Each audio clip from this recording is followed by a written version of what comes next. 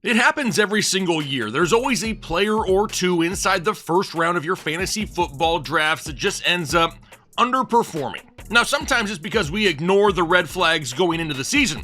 Sometimes it's just because the off-season hype gets out of control. But it happens enough that we need to ask ourselves this question. Who are those potential landmines that could destroy our fantasy teams in 2025? What is going on, Headliner Nation? Hopefully everyone is doing well out there today, where we're going to be hunting landmines inside the first round of our fantasy football drafts here in 2025. We're going to go through the consensus top 12 overall picks and discuss their likelihood of not living up to their price on draft day. Now, in no way am I saying that these guys are going to bust or that you just need to avoid them. If I'm being completely honest, I actually like a lot of the top 12 overall players this year, but let me tell you one of the most important rules in fantasy football. Drafting risk is fine. Just don't overdraft risk. If you want to take a risk inside the first round of your draft, go for it, get the guy you want. But you need to be sure to follow it up the next couple rounds with some quote-unquote safer options. You still want to have a solid core of players on your team that you can kind of rely on weekly. So let's dive into the top 12. Let's go one by one and see if we can find the landmines in 2025. Now, as of right now, the current consensus number one overall player is Jamar Chase of the Cincinnati Bengals. He's coming off a triple crown season where he averaged over 20 fantasy points per game in 2024. He was actually the only wide receiver in the NFL with over 300 fantasy points last season. Then we enter 2025, and there's been no major changes to the Cincinnati offense. A Cincinnati offense that threw the ball 652 times just last year. That was the second highest total in the NFL. Now, Jamar Chase has had at least 81 catches, over 1,200 yards, and 7 touchdowns in every season he's played at least 12 games in. And those numbers alone, right there, are enough to make him a top 10 wide receiver at worst. So you're drafting a top 10 wide receiver, and then you're having him finish inside the top 10 at the position. That's not going to destroy your team. Now, if we look at his total career averages per game, it's even better. He's averaging 6.5 receptions per game,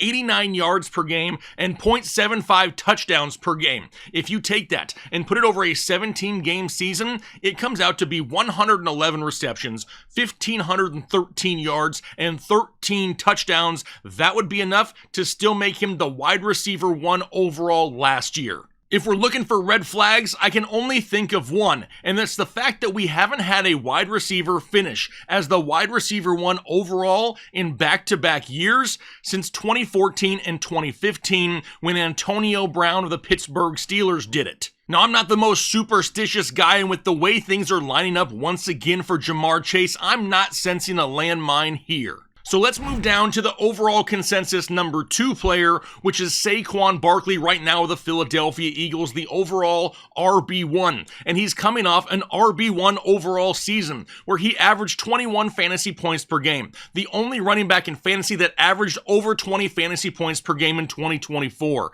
Once again, look at this Philadelphia offense. Not much has changed from 2024 to 2025. And no team ran the ball more in 2024 than the Philadelphia Eagles. Saquon has had more than 350 touches, 33 receptions, 1,650 total yards, and 10 touchdowns in 2 of the last 3 seasons where he played at least 16 games. Those numbers right there keep him easily up inside the top 10 at the position. So once again, remember, if we're drafting a player inside the top 10 at their position and they're finishing inside the top 10 at their position, they're not destroying your fantasy football team. We got to remember that Philadelphia won the Super Bowl with this run-heavy approach. So really, no reason for them to change much. If we're looking for the biggest red flag, it's always health when it comes to Saquon Barkley. But he's been healthy here as of late, and he's fully healthy right now. Once again, I'm not sensing a landmine with Saquon Barkley. So let's move down to number 3 then. It's Beyonc Robinson, running back of the Atlanta Falcons. And we got to see Beyonc without Arthur Smith last year, and it was great. He finished as the RB4 overall in 2024. Atlanta is going to be turning it over to Michael Penix in 2025 as well. Beyonc Robinson scored a minimum of 23 fantasy points in each of Michael Penix's starts the last 3 weeks of the season in 2024. He's had at least 72 targets in back-to-back years. This overall offense will be more high-powered and will score more points with Michael Penix for a full 17 games. And last year, with a lot of Kirk Cousins, Beyonc still scored 15 total touchdowns in 2024. He's one of the few running backs that is locked into 300+ touches a year. And really, there's no major red flags surrounding Beyonc Robinson. I'm still not overly worried about a landmine here. So that'll take us down to number 4 overall, which is currently Justin Jefferson, wide receiver of the Minnesota Vikings, last year's wide receiver 2 overall. He has now finished top 4 at the position in 3 of the last 4 seasons he's played. The 1 year in which he didn't, he only started 9 games due to injury. Now, even in that season where he only started 9 games, he still went over 1,000 yards that year. In the other 4 seasons where he played at least 16 games, though, he hasn't had less than 88 catches, 1,400 yards, and 7 receptions. Once again, that alone would be more than enough to keep him inside the top 8 at the position. The biggest change this year is going to be the switch to former first-round quarterback J.J. McCarthy, who will start for the first time in 2025. But listen to the quarterbacks that Justin Jefferson has caught passes from in his career. Not only Kirk Cousins, but Sean Mannion, Nick Mullins, Josh Dobbs, Jaren Hall, and Sam Darnold. And yet, he has still found a way to get over 1,000 yards each and every year. The rest of the Minnesota offense hasn't really changed much, and there are no other major red flags. Jefferson has proven that he can produce with any quarterback you put in the backfield. Now, because of the consistency in the safety, I'm not feeling any landmine here for Justin Jefferson either. So we're through the first 4 picks. We've had 2 running backs and 2 wide receivers. Who's at number 5? Right now, it's currently Jamar Gibbs, running back of the Detroit Lions. He was last year's RB2 overall, and he only scored 2 points less than Saquon Barkley did last year. Did you realize that? He's had at least 50+ receptions in back-to-back seasons. He's scored 31 touchdowns over the last 2 years. He runs behind one of the best offensive lines in the NFL. Detroit is the highest scoring team in the league, and Gibbs just had a 20 touchdown season even while splitting a backfield with David Montgomery. Now, yes, offensive coordinator Ben Johnson is gone, but do not expect this offense to be that much different. Do you realize that Jamar Gibbs could have 5 less touchdowns and 300 yards less and still have finished inside the top 5 at the position? He's got 300 touch potential in a top offense behind a top offensive line, and the only red flag is a new offensive coordinator. I'm not that worried about it with Dan Campbell still at the helm. I'm not looking at a landmine when I look at Jamar Gibbs. Now at number 6, it's another wide receiver. It's CeeDee Lamb of the Dallas Cowboys, and he just had himself a below average season where he didn't have his starting quarterback most of the season, yet still had 101 receptions, 1,264 yards, and 6 touchdowns. Oh, and he missed 2 games last year, still finished as the wide receiver 8 overall. He's had at least 150 targets in 3 straight seasons. Even if he just has the same season as last year, he'll once again finish inside the top 10. Now, they do have a new head coach in Brian Schottenheimer, and he will be light years better than Mike McCarthy, who had an offense that was about as vanilla as it gets. Dak should be back to 100% health. The run game in Dallas is going to be the worst that it has been in a long time. The biggest red flag when it comes to CeeDee Lamb is probably the addition of George Pickens to this overall offense, but that doesn't really worry me with how much CeeDee Lamb plays out of the slot. We're going to see Pickens on the outside majority of the time. Maybe Lamb sees a slight decrease in targets, but there's also that chance that he sees lesser defensive attention with George Pickens on the field. When I look at CeeDee Lamb, wide receiver 3 may be a little bit high for me, but having him finish outside the top 10 and destroying your team, no. Probably not a landmine in my opinion. But alright, if you've made it through the first 6 picks and your fantasy tail is starting to wag, do me a favor and hit the like button right now. If this video can get over 750 likes, I'm going to pick a random commenter from down below and give them a free 2025 fantasy football draft guide. But if you find yourself wanting a draft guide anyway because you just want to absolutely dominate your opponents in 2025? Head over to tfhdraftguide.com and get yours right now. It's already live. There's already information up there, but it's a web-based draft guide, which means from now up until week 1 of the NFL season, we can add content and we can update content, so every time you log in, you know you're getting the most up-to-date information. So once again, head over to tfhdraftguide.com and get yours right now. There are links down below in the description. All right, let's dive into number 7. And right here at number 7 is Puka Ngata, wide receiver of the Los Angeles Rams. So we have a huge year in 2023 for Puka, and then a little bit less than what we expected last year due to injuries. Puka only played in 11 games, but still had 1,036 yards and 4 touchdowns. Over his last 10 games of the season, he only had less than 8 targets in 1 game. But I think we can all agree that Cooper Kupp really wasn't playing at a level last year to take volume away from Puka Ngata.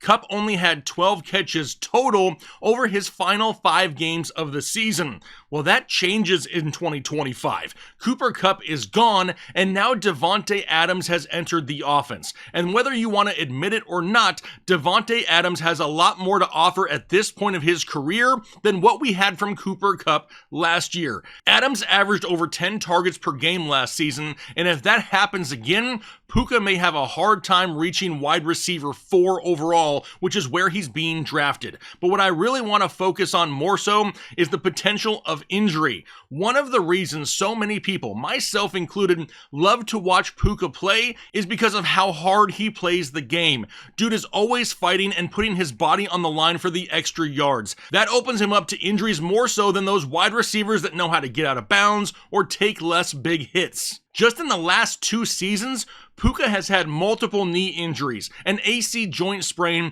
and an injury to his chest and ribs. We also have an aging quarterback in Matthew Stafford and a team that is going to find success running the football. I hate to say it, but with the injury concerns and the addition of Davante Adams, even though I love him, Puka is a potential landmine in 2025. Now at number 8, we have another wide receiver. It's Malik Nabers of the New York Giants, and this guy just put together a season with 109 receptions, over 1,200 yards, and 7 touchdowns in his rookie year. That alone is impressive. But if you look at the quarterbacks he did it with, it's even more impressive. Daniel Jones, Drew Lock, Tommy DeVito, and Tim Boyle. That is utterly disgusting. Now, it was great to see that despite poor quarterback options, they were still committed to feeding the ball to Malik Nabers, and it basically showed that he's quarterback proof given that amount of volume. Nabers just had 170 targets in 2024. Now we enter 2025, and New York didn't add any pass catcher that's going to take volume away from him. Now they did add a couple upgraded quarterback options, which is great.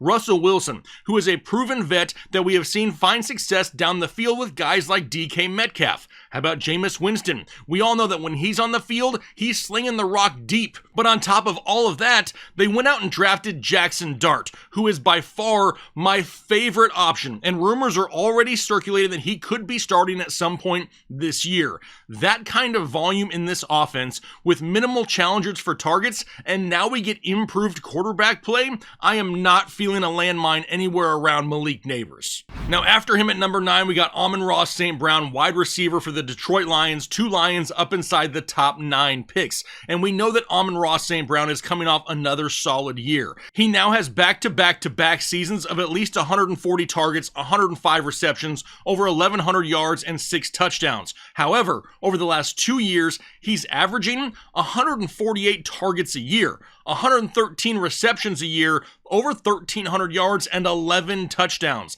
That's easily enough to keep him inside the top 10 at the position. We also know, once again, there are no major changes to the offensive personnel in Detroit. Yes, we do have the new offensive coordinator with Ben Johnson gone, but even with Sam Laporta and Jamison Williams, there is still plenty left for Amon-Ra St. Brown in this offense once again. Detroit, like we said earlier, is the highest scoring team in the NFL. Jared Goff and Amon-Ra St. St. Brown are one of the top duos in the NFL. Now, sure, he might be slightly more reliant on touchdowns again this year, but in this offense, he's going to get those opportunities almost weekly. It's hard to look at this situation here and think that much is really going to change. I'm not detecting a landmine when it comes to Amon-Ra St. Brown. Now, after him at number 10, we go back to the running back position, this time a rookie. It's Ashton Genty, and he may be the most polarizing first-round pick in 2025. So much hype revolving around this rookie running back in Las Vegas. But RB4 overall is a hefty ask for any rookie running back. This really gives me Beyonc Robinson vibes from 2 years ago. It's not that I don't like Genty, for sure I do, but in order to finish anywhere around where he's being drafted, he is going to need to be in the neighborhood of 1,800 total yards, 15 total touchdowns, and 40 receptions. That is an absolute monster season, especially for a player in Vegas, which really is not known for being one of the top offenses in the NFL. Are Geno Smith and Jacoby Myers and Brock Bowers enough to keep defenses outside of the box, or do opposing defenses stack the box to stop the run and Ashton Genty, forcing Geno Smith to try to beat them weekly with the passing game? Can they score enough points in the passing game to keep defenses honest? Now, the offensive line in Vegas is pretty solid. There are going to be plenty of touches available this year for Ashton Genty. He really has no concerns on the depth chart behind him, but 15 touchdowns is a huge ask, and it's hard to expect a 2,000-yard season from him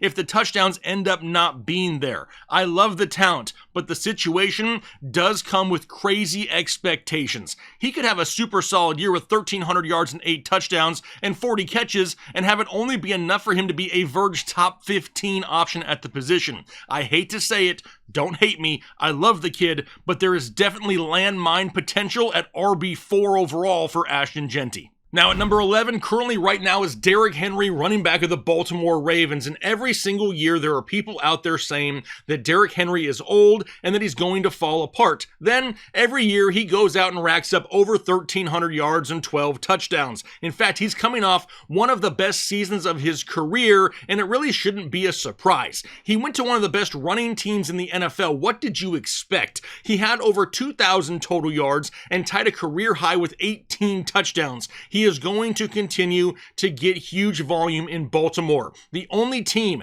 that ran the ball more than the Ravens was Philly last year. The Baltimore passing offense isn't stacked with a ton of big-time weapons, and the scrambling ability of Lamar Jackson keeps defenses guessing each and every snap. Sure, the wheels are going to fall off at some point for Derrick Henry, but given the offense that he's in and the volume that he's proven he can handle, I'm not detecting a landmine for Derrick Henry in 2025. Which brings us to number 12. The current consensus number 12 overall player is Brian Thomas Jr., second-year wide receiver in Jacksonville. And he was actually one of our better calls last year. We loved BTJ in 2024. He fell to a spot where he had potential for a huge year. Then he went out and had 87 catches, 1,282 yards, and 10 touchdowns, finishing as the wide receiver 4 overall. Then we saw that Christian Kirk left and went to Houston. Then Evan Ingram went to Denver. And then all of a sudden, Brian Thomas Jr. looked like he was in line for like 200 targets. People were just throwing themselves onto his bandwagon.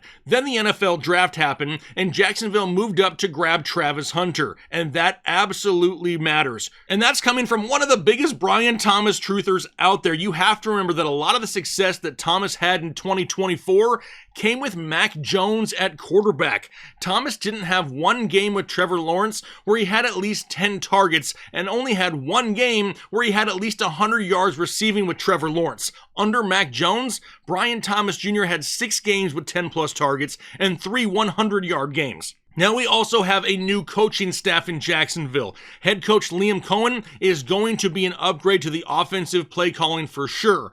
But how much does Travis Hunter eat into the big plays of Brian Thomas Jr.? Those big plays that he feasted on in 2024. BTJ could go out there and have another super solid year of 80 catches for 1,200 yards and 7 touchdowns, but that barely makes him a top 15 wide receiver in fantasy football. Due to some red flags to Trevor Lawrence reports and the addition of another high-powered offensive weapon like Travis Hunter, while I don't think it happens, there is some landmine potential here inside the first round for Brian Thomas Jr. Alright, so there you have the current consensus top 12 overall picks. Remember, this is not a video telling you to avoid any one of these guys. It's a video just so you know what risk comes alongside these players so you can make the best decisions on draft day. But I want to know what you think. Leave me a comment down below in the comment section. Which one of these players are you a little bit hesitant on this season? Then after you do that, be sure to hit the like button because they greatly help us out here during the off season. But now I'm going to go ahead and get out of it for the day. Hopefully you enjoy the rest of your day, and then most importantly, do your part to make the world a better place.